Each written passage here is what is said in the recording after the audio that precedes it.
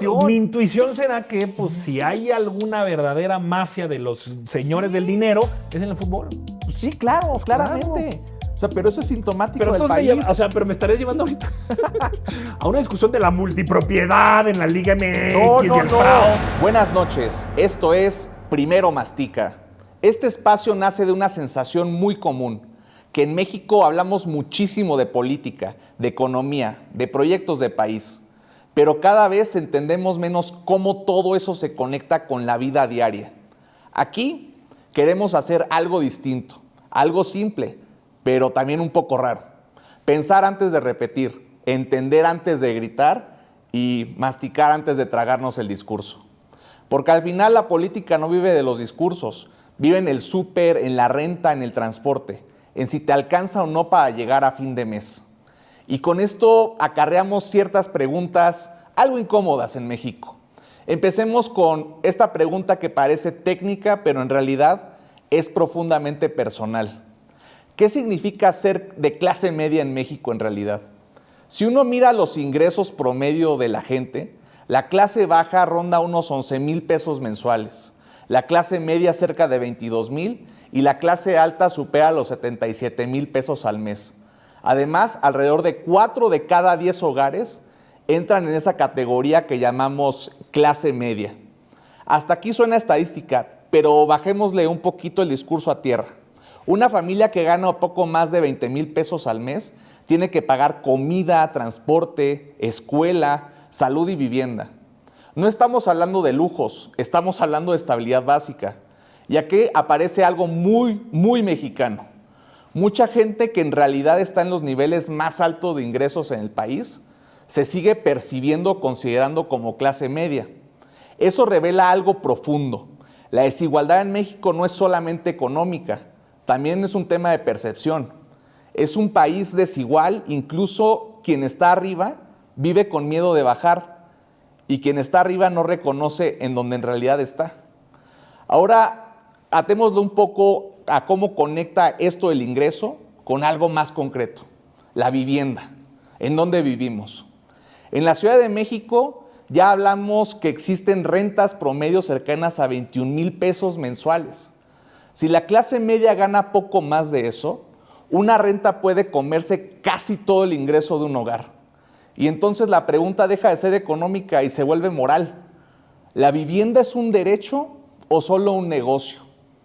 Veamos qué pasa, por ejemplo, en España, que esta discusión ya está en el centro del debate político en ese país. El gobierno ha impulsado medidas para limitar la especulación inmobiliaria y facilitar el acceso a la vivienda, sobre todo para la gente más joven. Y en medio de toda esta discusión, un político español lanzó una frase provocadora, pero también muy clara. Quien quiera hacerse rico, que compre un Picasso, pero no una casa. La idea de fondo es simple. La vivienda no es un activo cualquiera, es donde vive la gente. Cuando el mercado la vuelve inaccesible, no solo suben los precios, se rompe también el tejido social. Veamos ahora qué pasa en China, por ejemplo. Si miramos lo que pasa en China, el contraste es fuerte. Allá cerca de 7 de cada 10 jóvenes poseen una vivienda, tienen una casa. Esto es resultado de décadas de políticas públicas orientadas a facilitar el acceso a la propiedad. No se trata aquí en México de copiar modelos, pero sí de entender algo. Cuando una generación puede tener una casa, se puede planear una vida. Cuando no puede, todo se vuelve más incierto. Y esa incertidumbre también es política. Hablemos claramente de lo que pasa en otro país muy distinto, en Noruega, y cómo la vivienda es la base del bienestar. Es otro caso bien interesante. Ahí el número de personas sin hogar ha caído de forma sostenida hasta quedar en unos pocos miles de casos, gracias otra vez a políticas que priorizan garantizar vivienda estable antes que nada. Aquí la lógica es clara y poderosa. Sin casa, nada más funciona. Ni el empleo, ni la salud, mucho menos la reintegración social. Es decir, la vivienda no es la última política social, sino que se convierte en la primera en estos países. Y ahora atémoslo a una pregunta aún más incómoda. Y aquí entramos a una conversación inevitable. ¿Quién paga realmente por el bienestar colectivo de una sociedad? Porque garantizar una vivienda, infraestructura y servicios públicos como el alumbrado o la alcantarilla requiere recursos, requiere lana. Y eso nos lleva directamente al tema de los impuestos. La paradoja es muy mexicana. Hay exenciones fiscales y hay desigualdad. Mientras estamos discutiendo si alcanza para la renta de una familia, México otorgó a la FIFA una exención fiscal de impuestos para el Mundial de 2026, siendo el único de los 3 países sede en conceder una liberación fiscal completa. Estados Unidos y Canadá sí que cobrarán impuestos y esa lana seguramente va a financiar bienes públicos. Es decir, mientras una familia en México le batalla para pagar la renta, una organización multimillonaria en Suiza puede operar sin pagar impuestos locales en México. Y entonces, ¿qué significa gobernar desde el progresismo o la izquierda? Por ejemplo, Morena se define formalmente como un proyecto político de izquierda, pero en la percepción social la historia es más compleja. 30% de los mexicanos lo ubica como un partido de derecha, 41% lo percibe como un partido autoritario. Existe una distancia clara entre identidad política y experiencia ciudadana. Entonces la pregunta real se vuelve más práctica. ¿Cómo se ve la izquierda o el progresismo en la vida cotidiana de la gente? Porque en términos simples implicaría que quien tiene más, pues pague más para financiar viviendas, servicios, infraestructura y oportunidades reales. El límite del sistema político completo en México aparece aquí como una tensión aún más profunda. Si un gobierno que se asume progresista no está planteando con claridad la justicia fiscal, la desigualdad patrimonial o el acceso real a la vivienda, entonces surge una pregunta inevitable en México. ¿Qué podemos esperar de los demás partidos, especialmente de los partidos del régimen de la llamada transición democrática fallida, que no hablan del tema y que vienen de una transición prometida, pero dejó desigualdad persistente, instituciones debilitadas y desconfianza ciudadana? Si ni siquiera los proyectos progresistas abren esta conversación, difícilmente lo harán los sectores más conservadores de la sociedad. Y entonces el problema ya no es solamente Morena, es todo el sistema político y la sociedad mexicana evitando discutir la desigualdad de forma estructural. Ahora pasemos a un ejemplo que incomoda a nivel global, y aquí vale la pena mirar lo que pasa en la ciudad más rica del país, más rico en la historia del mundo, Nueva York. Ahí el alcalde Zoran Mamdani planteó subir impuestos a los residentes más ricos y a las corporaciones para cerrar un déficit de alrededor de 12,000 millones de dólares. La lógica aquí es directa e inevitable. No se puede seguir cargando el costo sobre quienes menos tienen, ni evitar una conversación fiscal seria en una ciudad marcada por la desigualdad y el costo de vida extremo. Algo así como lo que pasa en México. Y entonces la pregunta regresa para acá. Si en la capital financiera del planeta se discute que los más ricos paguen más, ¿de verdad suena tan radical plantearlo aquí? Es una pregunta que permanece y por lo tanto es una pregunta que va sobre la base de estos 3 cuestionamientos. Por eso hoy lanzamos 3 conversaciones juntas. ¿Cuánto ganas? ¿Cuánto cuesta vivir? ¿Y qué significa realmente hablar de un proyecto progresista para México? Porque en realidad son la misma historia, la de un país donde trabajar debería alcanzar para vivir con dignidad.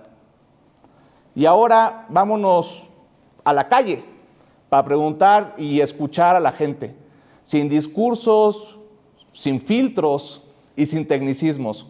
Y más adelante vamos a conversar con Antonio Atolini para profundizar en la pregunta clave de esta noche.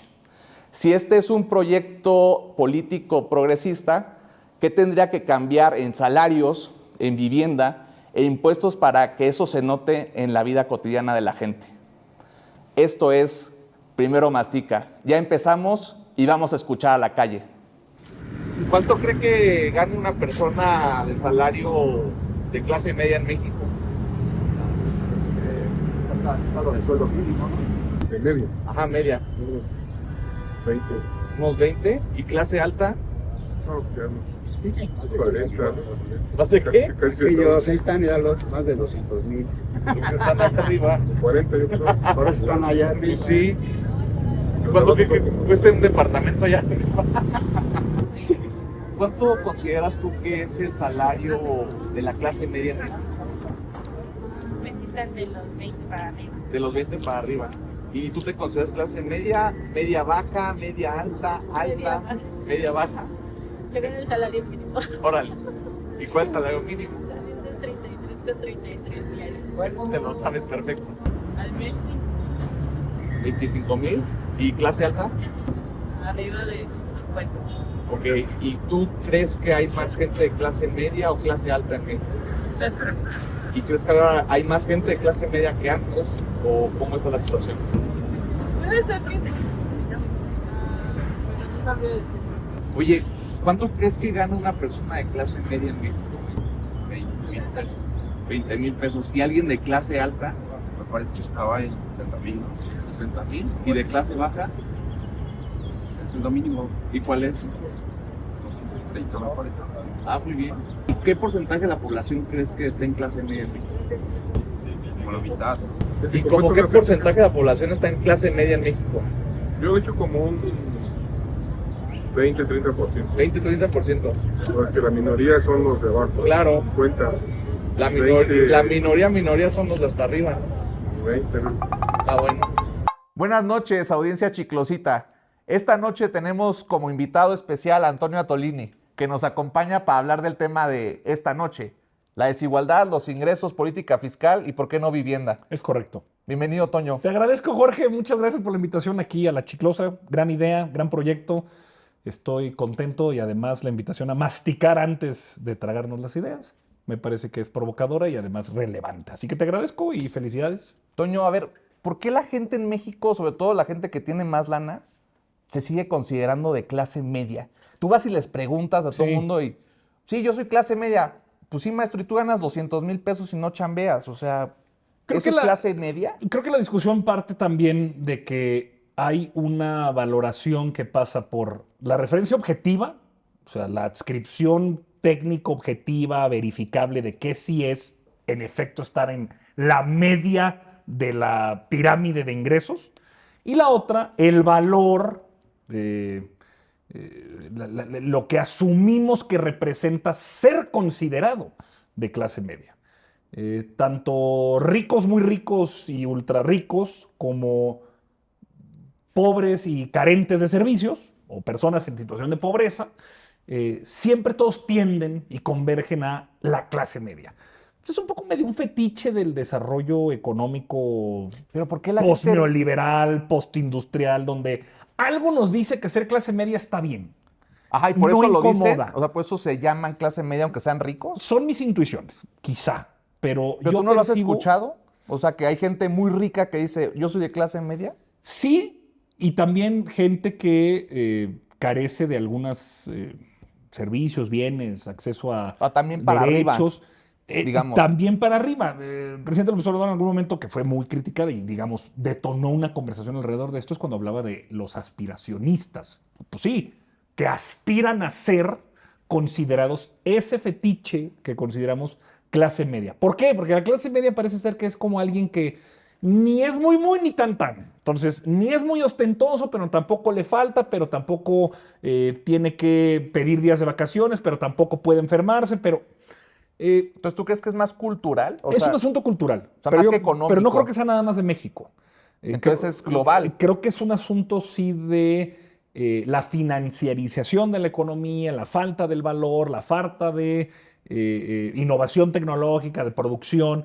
La clase media significa algo que no incomoda. ¿A quién? Pues a quienes sí están lucrando o ganando o se ven desclasados del modelo. O sea, a ambos Entonces, por eso puntos, un rico diría que es de clase media porque se siente culpable de ser yo clase diría alta. que el rico, rico, muy rico, que aún sin saberlo, objetivamente, definámonos rápido, pues tiene un ingreso objetivo verificable mayor a Clase alta, 70,000, 77,000 pesos. 77,000 pesos. se puede enfermar y no desciende su nivel de vida, es decir, no cae en pobreza o no pierde su trabajo, no pierde su ingreso, puede ahorrar y además cuenta con servicios básicos como luz, agua, drenaje en su casa. Está cabrón lo que estamos diciendo, pero ese es el rico o la rica en México. Oye, a ver, Pero de objetivamente, 77,000 pesos, sí, que esta es para la arriba. otra cosa. Hay más, y esto sí lo ha medido en México, esto está muy medido en México, para que veas la desigualdad. El primer decil, digamos, los que son los más ricos, esos que ganan de 77,000 pesos o más, Arriba. hay más desigualdad en ese decil de ricos, muy ricos y ultra ricos que en los deciles más Más bajos. O sea, entre los pobres de los pobres se parecen más en tanto se van moviendo por deciles, es decir, cada 10% de la población que va avanzando hacia este parámetro de cómo la riqueza está distribuida. En México es más desigual el rico que en la raya la pasa, 77,000 pesos mensuales, a la gran oligarquía terrateniente rentista derivada de concesiones estratégicas del Estado. O sea, los Larrea, los Salinas Pliego, los Slim. Oye, pero entonces sigue siendo bastante obscena la concentración de riqueza en México. Es obscena. de las, sí, De las más obscenas del de planeta. las más obscenas del planeta. Y a ver, entonces ya, como arreglo social, digamos, es obsceno, es indignante, No está bien. es condenable, no está bien. No está bien. Entonces, ¿qué podríamos hacer como sociedad para solucionar ese problema? Yo creo que lo primero es redignificar el trabajo. Ajá, ¿cómo? No es lo mismo. Ahora sí que me disculpen. No es lo mismo derivar ingreso por rentas, Ujú. por dividendos, por royalties, por la lotería financiera, A ver, por ejemplo, esto que dice... que quien produce, innova, compite, sí, invierte. que trabaja. Claro, Pero a el ver, empresario invierte, lo innova, vimos en la compite. primera parte del programa. O sea, este tema de la vivienda. Claro. O sea, ¿a ti te parece bien que haya una persona que tenga 10 o 20 casas y que haya personas que no tienen una casa? Ese es acabas de la clave. El dilema del capitalismo es, hay casas sin gente y gente sin casas. ¿Y esto es por qué?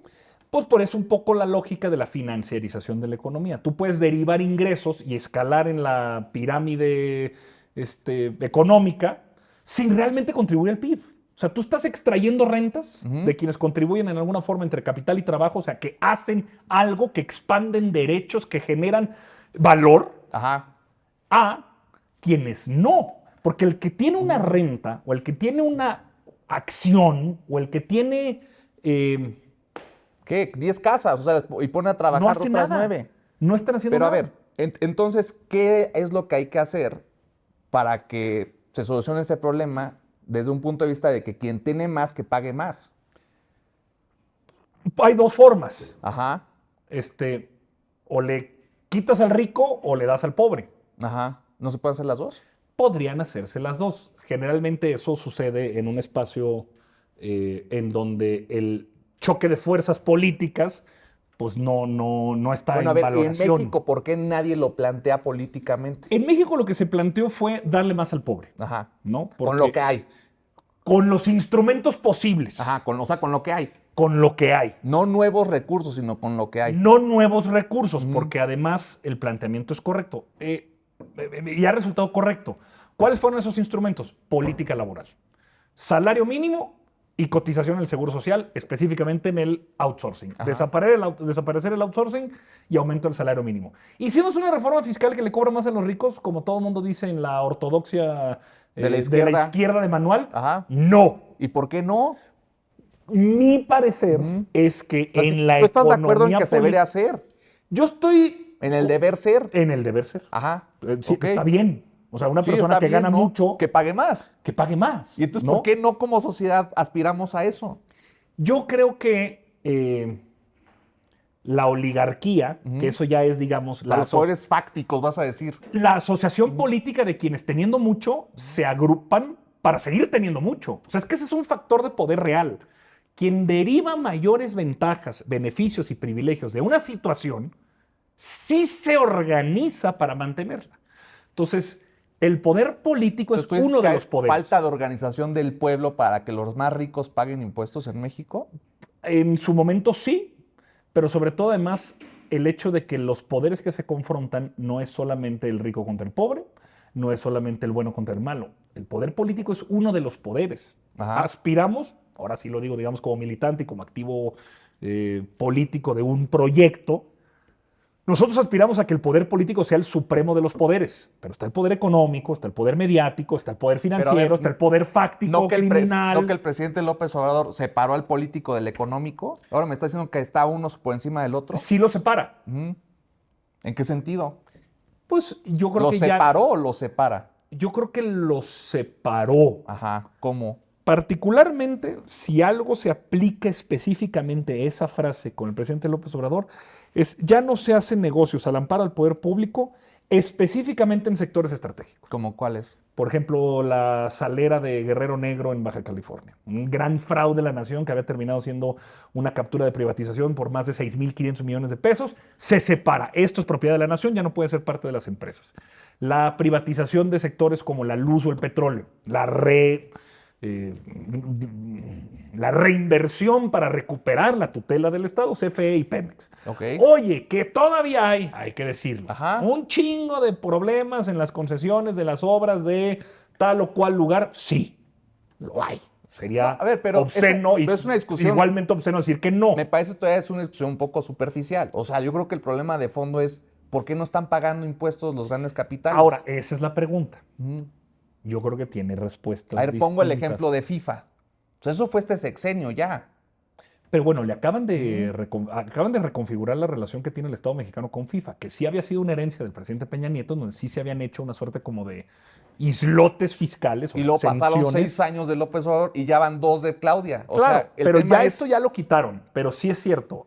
es un Otro, tema estructural. FIFA es ¿Qué? poderosa, sí. Pues sí, ¿y por qué en Estados Unidos iban a pagar impuestos y en Canadá también? No, pero aquí también. No, en México no van a pagar. No, Hay exención fiscal. Hay algunas en algunos rubros, no en tantos como los dejó Peña ¿Como en Nieto. qué? ¿Como en balones? O sea, ¿en qué, Es que en qué van a pagar? O sea, Todo lo que está directamente relacionado con el desempeño y trabajo profesional del atleta, sí. Pero hay cosas que evidentemente a ojo de una persona, publicidad. esas no. Ah, pero ¿por qué en Estados Unidos sí, en Canadá también? Bueno, ojalá la FIFA, O sea, porque nos ponemos de tapete como país al final. en algunas ¿o qué? cosas sí. Pero ¿por qué? Creo que la correlación de fuerzas entre quienes están hoy gobernando y quienes están perdiendo paulativamente el poder no es ¿No te parece tan poderosa sintomático como del en otros sistema lados. fiscal en México? Sí. O sea, que no podamos doblegar como país a una organización tan poderosa como FIFA que venga a hacer un evento de este tamaño y que no paguen impuestos. Correcto. La Fórmula 1 viene y paga impuestos. La NFL viene y paga impuestos. ¿Por qué no viene FIFA y paga impuestos? Bueno, ¿Qué? no sé, O sea, ¿cuál es tu pero intuición? mi intuición será que pues, si hay alguna verdadera mafia de los señores del dinero, es en el fútbol. Sí, claro, Pues claramente. O sea, pero eso es sintomático Pero, del entonces país. pero me estarías llevando ahorita a una discusión de la multipropiedad en la Liga MX No, y no, el no, fraude, no, la no, no. reglamentación. Yo estoy hablando del sistema Iraragorri fiscal. paga impuestos. Que todos paguen Pues impuestos sí, al güey, final. pero, o sea, ¿No? ¿se está pagando más impuestos? Sí. ¿Cómo? A través de hacer que la recaudación sea efectiva. ¿Dónde específicamente? En aduanas. Ah, bueno, oye, ¿por qué FIFA no paga impuestos? Arena de otro costal. ¿Se hizo una reforma fiscal? No. ¿Tenemos más ingresos tributarios? Sí.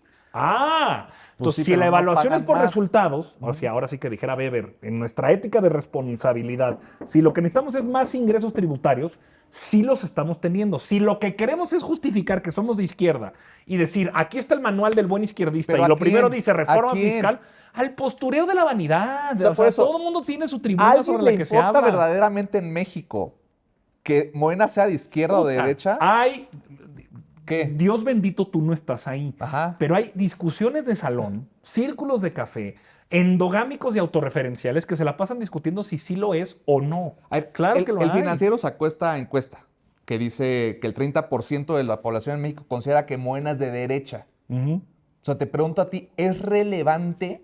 Para mí no. Y para la gente tampoco, aparentemente. Hablando de una de las encuestas del Financiero, la que mejor me explica esto, otra, saludos a Alejandro Moreno. Saludos. Eh, Saludos. fue precisamente que se encuentra que a Morena El la encuestador. Alejandro Moreno. El Pues, encuestador. Estamos hablando del financiero, Sí, qué estamos chingado. hablando de gente seria. No, no, pues por supuesto, gente Ok. que no está procesada por Bien. desvío de fondos. Ok, en- sí, sí, no, sí, no, o al sea, Alito encuestador. Moreno, güey. Por eso. O sea, ojo a quién manda saludos aquí, ¿eh? Alejandro Moreno, el encuestador del financiero. Correcto, gracias. Revela que la categoría con la que mejor se identifica la gente que simpatiza con Morena es obradorista. ¿Y eso qué es?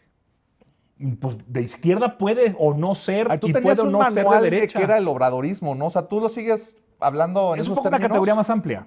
pero no son los términos en los que tú manejabas. ¿Qué es ser sí, yo no obradorista? soy de izquierda. Tú eres Yo obradorista. soy obradorista, es correcto. ¿Y qué es eso del obradorismo? Yo creo que más allá de entrar en la reflexión No, ¿qué cursi, es? O sea, dame 5 puntos de, o sea, ¿qué piensas que tú bajo eres? principios, por el bien de todos, primero los pobres. Ajá, uno. Y se basa en resultados. O sea, es una doctrina del hacer. Entonces, necesito más ingresos tributarios. ¿Cómo le vamos a hacer? Reconocimiento de las circunstancias, la relación de fuerzas. ¿Se puede o no se puede establecer una reforma fiscal? No se puede. Dicen que no. Ah, bueno. Yo no Entonces, sé. no. No, Ujú. no eso, pero sí, por ejemplo, la toma por parte de la Marina de las 40 y tantas aduanas que tenemos, sobre las que entonces aprietan, y el IVA que pasa por ahí, Ya nada más el IVA, pero Se no aumenta. Pero no es ISR, no es renta. no, pero sí es tributario, Por eso. pero no fue... Pero entonces tú dices dentro del o sea, manual sí tienes- de operación dentro del fiscal, objetivo que quieres es mayores ingresos. puedo lo poquito de aquí, Bueno, lo poquito que se no pueda. ha sido poquito. ¿Cuánto, ¿no? cuánto O sea, ha sido? Pues sí fueron, pues creo que fueron en 2020-21 2 puntos del PIB, güey. Pero no es suficiente. No. Lejos. Por eso. Tremendo. Pero Lejos. entonces no debería tu movimiento al cual tú perteneces propugnar por un sistema fiscal de esta naturaleza No sé si o deba. de este tamaño. ¿No? No sé si deba. ¿Por? Porque la pregunta es, ¿para qué? Pues para que la gente viva mejor. Güey, para que tengamos calles de Sí. calidad, tengamos luces, alcantarillado, o sea, lo más básico de la sociedad. Si tú me pones eso en... A ver, ahí te va. tú vives en Torreón. Es correcto, pero Ah, ahí va espérame, la clave. Espérame, y hay colonias en donde no hay pavimento. Es correcto. O sea, ¿cómo le hacemos como sea para que haya pavimento? Ajá, Ahí está una discusión bien importante que me parece relevante señalar. ajá. Federalismo fiscal. Mm. La pinche federación no está recaudando, entonces no tenemos impuestos y todo. Momenting. O sea, entonces tú te Quien pones en no la posición recauda- de Samuel. La no, posición de no, Samuel no, al García. contrario. No es un regreso. Dinamitar el No, federalismo. no. Ah. Chamuel, qué chingas. Pues es tu vecino, güey. O sea, yo por eso sí, pregunto. No. Ok. Lo que yo estoy diciendo es, ¿cómo le hacemos para que quienes sí están encargados de lo más básico de lo básico, agua, luz, drenaje, pavimentación, tengan recursos propios? ¿Y cómo lo hacemos? Hoy por hoy hay dos. Desfederalizando la... No, es que ni siquiera es decir, dejes a la suerte. Te doy la tenencia y las placas. Entonces, ¿subimos los impuestos de tenencia y placas? Yo creo que, perdón, de tenencia de placas y predial. ¿Subimos el predial? Yo creo que sí. O sea, como en Argentina. No, a las grandes, o sea, a los grandes terratenientes. O sea, tú no puedes tener un terreno de 1,500 Pero metros eso es el cuadrados municipio, abandonado. pero es el ¡Claro! municipio. A ver, entonces, hay que cobrar, sí. ¿por qué los municipios no lo hacen? Pues, Porque no es políticamente rentable, porque se tienen que reelegir en 3 años. Correcto, y porque además está en el modelo fiscal, Ujú. tanto su ramito 33 y 28, aportaciones y participaciones, Toño, a ver, que pero- te caen. A ver, me está diciendo que en Pero el deber sí ser, importa. en el deber ser, el sistema fiscal sí tendría que ser reformado a nivel federal. En Yo el diría deber que ser, a municipal. los municipios también tendrían que elevar el predial. Pero dime No sé, qué alcalde u otros. en su sano juicio se va a echar el balazo al pie de elevar el predial. Dime quién. O sea, Puede ser. ¿en qué sociedad ha existido eso en México? No necesariamente es elevarla, Entonces, ¿cómo es? cobrar lo que no se cobra. Ejemplo, yo tengo una casa a las afueras de Torreón de 300 metros cuadrados y tengo un predial X, no puede ser un terreno de 2,000 metros cuadrados en el pleno centro de la ciudad igual a X. El que tú quieras y mandes. Pero no puede ser igual. Es más, no solo puede ser, no puede ser igual, no puede ser uno menor. Ahí hay una asimetría. Oye, pero a ahí ver, hay una intervención que se puede hacer. Entonces, que la federación se desentienda y es labor del Ahí te municipio va, cobrar más ahí impuestos. te va, ¿qué haría yo? O sea, el verdadero obradorismo vive en el municipio. Claro, claro. ¿Qué haría yo? Ajá, Si algún día yo soy alcalde de Torreón, ajá. ¿a quién le subiría el predial? ¿A quién? A los dueños de terrenos baldíos, Ajá. ¿no?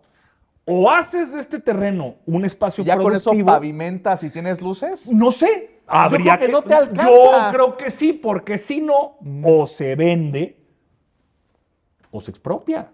¿Y eso por qué no lo vemos hoy Porque en día? no hay desarrollo urbano Toño, pero a en ver, el modelo de crecimiento de las ciudades. a ver, hay presidentes municipales progresistas, ya por no ponerle un mote de izquierda o derecha, progresistas que dirían, quiero elevar mi predial para tener mejores servicios públicos. Sí. Tanto de Morena como de cualquier otro partido. O el agua. ¿Por qué no lo hemos visto? O sea, ¿por qué no hay ese tipo de gobernantes? ¿Por qué no los vemos en la realidad? Tú me dices, si yo fuera alcalde de Torreón, haría esto. Sí. Pero ¿por qué no lo vemos en la realidad? Yo creo que no hay incentivos. Pues sí, porque se tienen que reelegir, o sea, es lo que te estoy diciendo. Pero además económicos. Deja tú políticos. qué? Claro, es un problema enfrentarte a un desajuste. Yo creo que la política obradorista señala que el incentivo no necesariamente se evalúa en términos de una relación vis a vis de si yo puedo con los empresarios, sino qué representas y qué movimiento encabezas. Entonces, quien quisiera, podría. No hay muchos que lo A quieren. ver, ¿por qué López Obrador no lo hizo en su momento? O Claudia siendo alcaldesa de Tlalpan. Particularmente en la Ciudad de México, yo te diría, yo creo que es una relación distinta en términos de los impuestos. Pero López Obrador lo que hizo fue, específicamente en el ámbito de su competencia, fue separar el poder político del poder económico en los sectores estratégicos de la economía, los recursos naturales. Ahí sí dijo, espérate tantito, no se condonan, no se privatizan, no se concesiona. Ok, Y ahorita vamos en reversa. quedó mucho pendiente. ¿Por qué? Porque yo creo que verdaderamente la discusión sobre una reforma fiscal y las implicaciones en términos de derechos que tiene está a nivel municipal, está a nivel estatal. ¿Y La eso federa- es dogmático en términos de Morena o es tuyo? O sea, ¿dirías que es del obradorismo o es de Antonio Tolini esta idea? Yo creo O sea, que ¿qué es de tanto un lo compartes? incipiente obradorismo. ¿Sí? Sí, porque A ver, el incipiente obradorismo me encanta cómo lo pones. local, el localista. ¿Recuerdas cuando estaba López Obrador que tú formabas parte de un grupo que se autodenominaba los primeros cristianos? Ajá. ¿Tú crees que estos primeros cristianos, primeros obradoristas, comulguen con esta idea? Yo creo que sí. O sea, digamos, es una nueva ola de obradorismo. Dijera Deng Xiaoping, es el obradorismo con características locales. Yo le voy a decir coahuilense. El obradorismo con características coahuilenses requiere, en este caso, un mejor desarrollo urbano. Porque lo que estamos haciendo es expulsar a la gente para vivir en las afueras.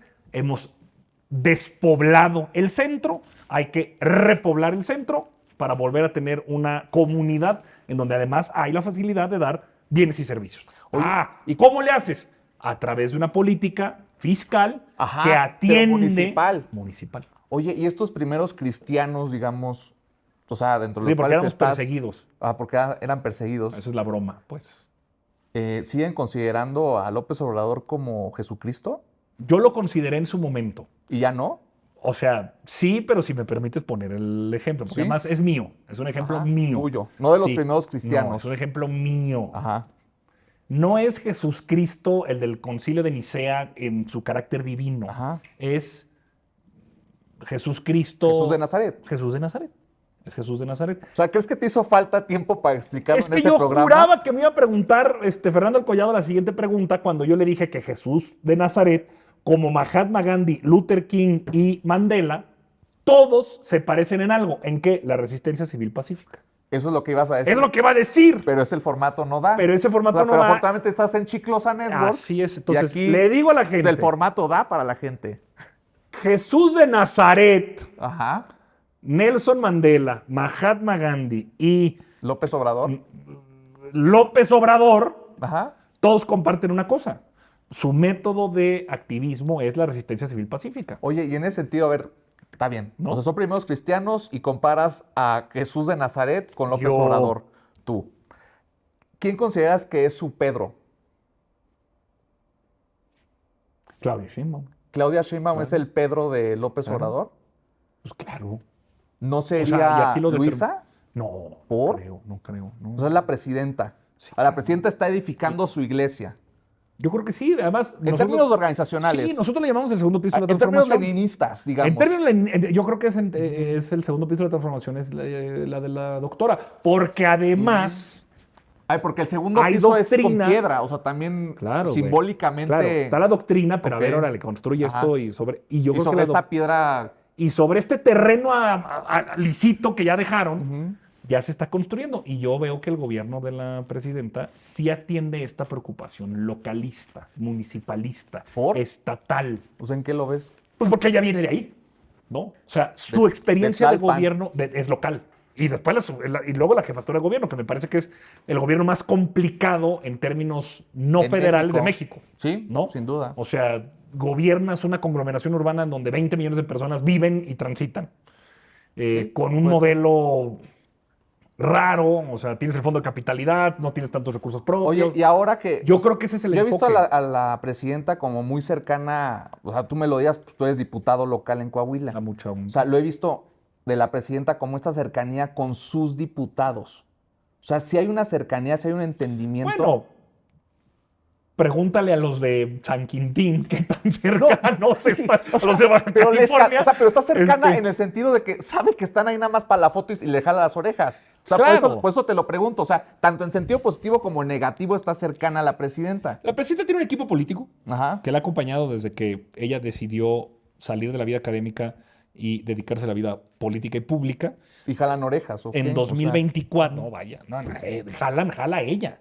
Y en 2024, el equipo que la ayudó y la acompañó a nivel nacional, de los cuales me encuentro yo, desde la interna del partido y después ya en la candidatura presidencial, yo sí me siento escuchado, atendido, reconocido, pero sobre todo también no por otra cosa, sino porque yo hago lo que me toca. Yo pero no ando... tú personalmente, o sea, no lo ves de manera generalizada. O sea, vimos lo de San Quintín, o sea, pues la presidenta le jala las orejas porque se toma las no, les fotos grita, en el meeting.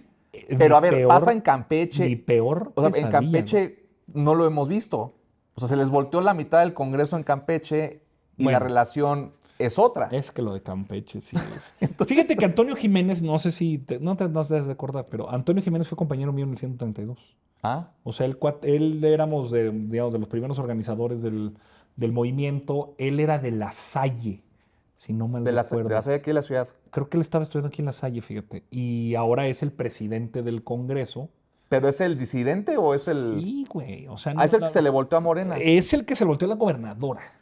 Porque está en Morena, Ya. dentro del grupo parlamentario de Ok. Morena. Por ejemplo, excelente forma de relacionar la atención. Sí. Es un crédito que está pidiendo la gobernadora de Morena en Campeche y que los legisladores de Morena dicen no.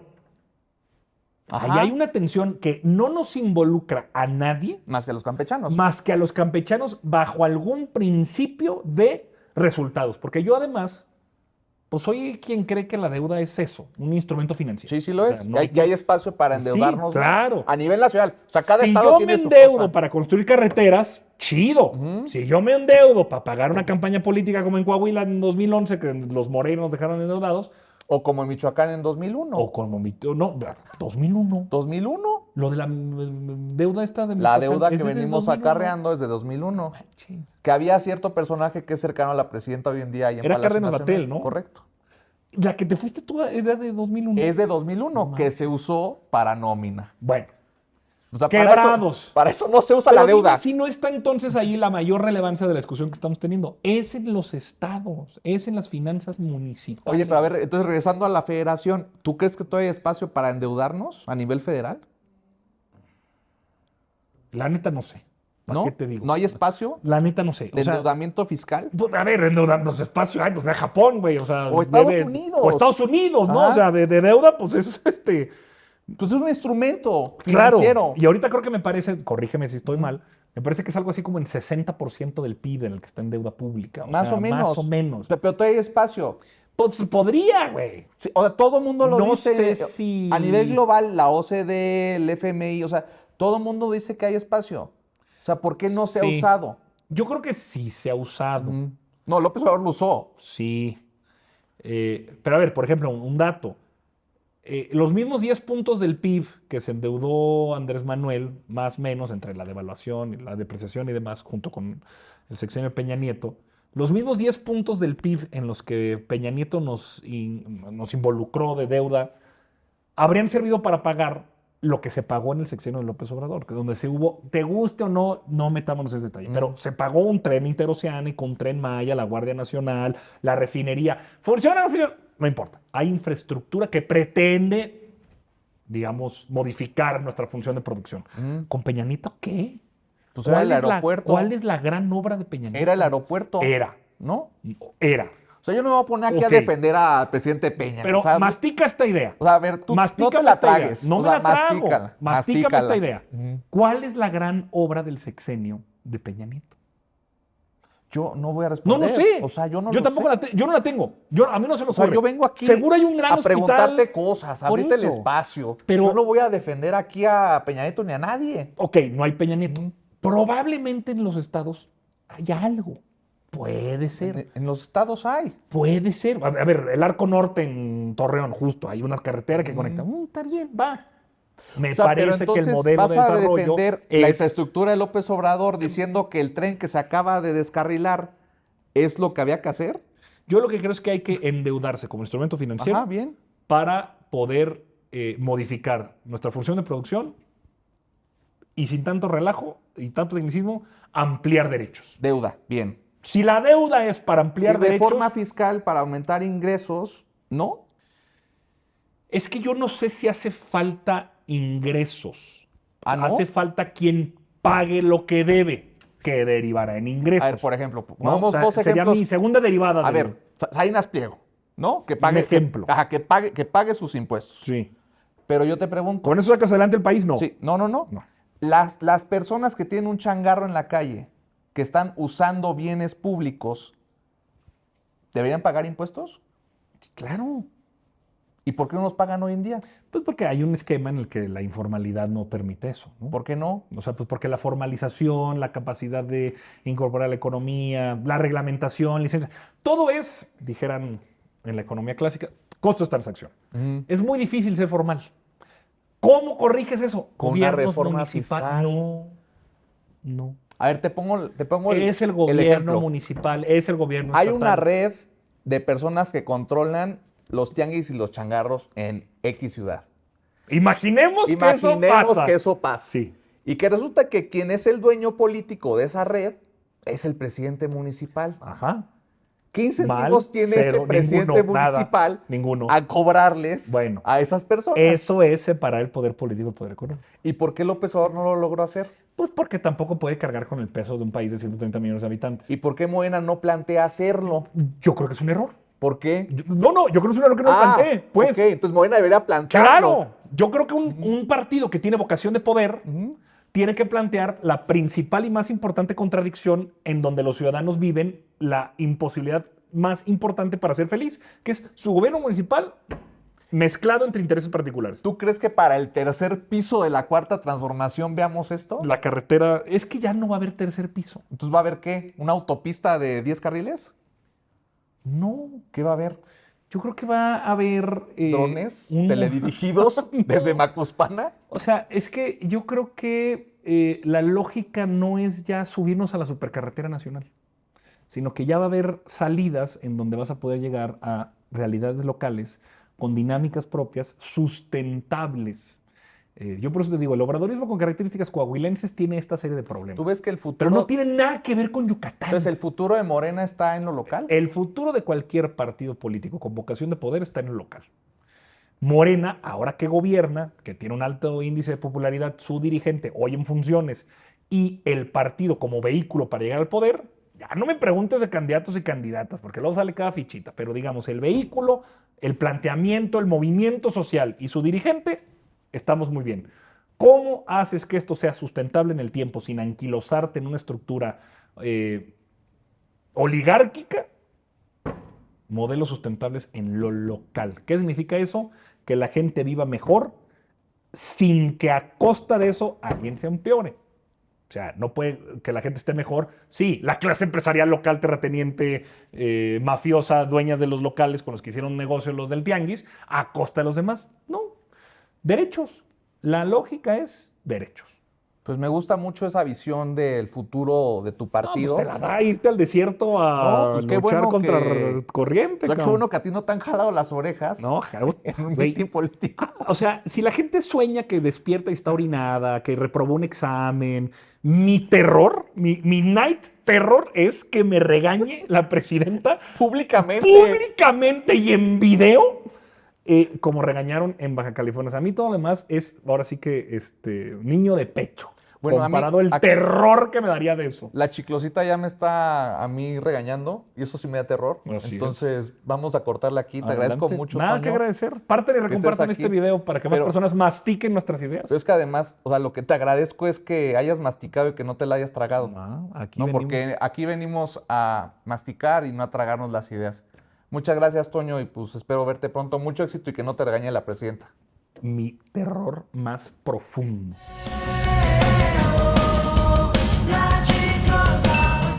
Bueno, esa sobremesa tomó... A ver, espérame. ¿Qué pasa? ¿Cómo que no tengo el micrófono? Ah. Oigan, a ver, avísenme, hombre. O sea, pásame el micrófono. Ah, la chiclosita ya me dejó sin micrófono. Muchas gracias. ¿Eh? No, está aquí el micrófono. Gracias. Es que la productora no perdona. Pero bueno, pues muchas gracias por acompañarnos a este primer episodio de Primero Mastica. Yo la verdad me quedo bastante tranquilo, feliz, contento, satisfecho con los resultados del programa, sobre todo porque nuestro invitado logró masticarla antes que tragársela y nos compartió, más allá de su punto de vista, también muchas reflexiones en torno a lo que él vive ya en tierra, en territorio, con la gente desde su responsabilidad pública. Mucho de lo que platicamos tanto aquí en el set como preguntando en la calle. Y creo que de eso va Primero Mastica, de platicar, comentar, masticar, ¿por qué no digerir un poco, asentarlo en la sobremesa y compartirlo? Díganme ustedes con qué se quedaron en este primer episodio de Primero Mastica. Ahí pónganmelo en los comentarios y nos vemos en el próximo episodio. ¿Qué? ¿Por qué estabas haciendo así?